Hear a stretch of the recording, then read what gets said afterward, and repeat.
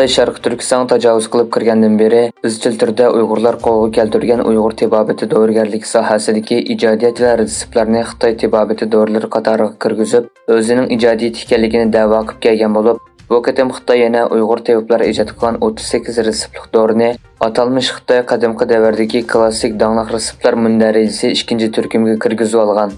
Xitoy Jonyi dorilarni boshqarish idorasi organ torining 2-sentabr xabar qilishicha, Xitoy dori nazorat qilish boshqarish idorasi Xitoy tibobati dorilarni boshqarish idorasi bilan birlikda atalmish qadimgi davrdagi klassik danglik retseptlar mundarajasi 2-turkumni e'lon qilgan. Mundarajaga jami 217 tunji retseptlik dori kirgizilgan bo'lib, buning ichida Uyg'ur tibobatiga tabar retseptlardan 38 dori retsepti bor ekan. 9 ayning 7-8 kunlari Tayvanning Taybey shahrida xalqaro diniy e'tiqod erkinligi yig'ini chaqirilgan bo'lib, Uyg'ur qirg'inchiligi yig'inning asosiy temasiga aylangan.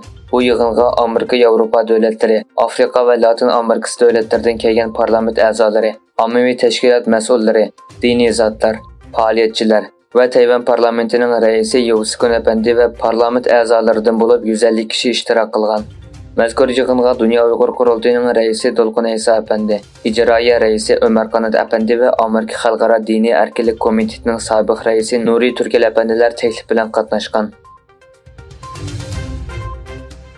İstanbulga joylashgan Xalqaro Sharq Turkiston tashkilotlar birligining raisi Hidoyatullo O'g'izxonning yetakchiligidagi bir hay'at 6-sentabrdan boshlab Anqarada ziyoratda bo'lgan. Hay'at oldi bilan Turkiya Ma'rif ministrligining muavin ministri Nazif Yilmazni ishxonasida ziyorat qilgan. Ziyorat davomida Nazif Yilmaz apandining yangidan tayinlangan xizmatida muvaffaqiyatlarni qo'lga keltirishga tilakdoshlik bildirgan. Hay'at orqadan Buyuk Birlik partiyasining markaziy ishxonasida partiya raisi Mustafa Dastichi apandini ziyorat qilgan.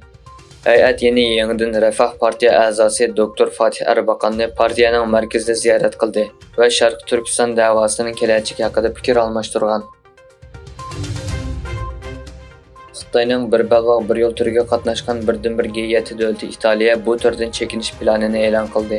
Italiya bosh ministri Giorgia Meloni Hindistonda o'tkazilgan 20 davlat guruhi boshliqlar yig'inida Xitoy bosh ministri Li Chang bilan ko'rishdi. Italiya taratqullarining xabariga qaraganda, bosh ministr Meloni yig'in jarayonida bir balvoq bir yo'l turidan ayrilish niyatini Xitoyga yetkazgan. Xitoy bosh ministri Li bo'lsa, Melonini bu qarorni qayta o'ylanishga qoyil qilishga uringan. Amerika prezidenti Joe Biden va Vyetnam kompartiyasining bosh kotibi Phu Trong bilan ikki davlatning munosabat saviyasini universal strategik sheriklik munosabatiga ko'tarishga qo'shildi.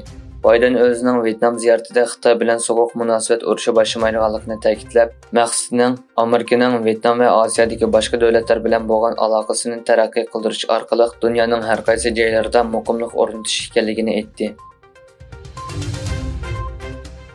Marokeshdagi yer tevrashda hayotidan ayrilganlarning soni 2122 ga, yaralanganlarning soni 2421 ga yetdi. Marokeshning adliya ministri Abdulatif Vehbi o'z davlatidagi 7 bal yer tevrashdan nurg'un yezi kentlarning butunlay vayron bo'lganligini bayon qildi.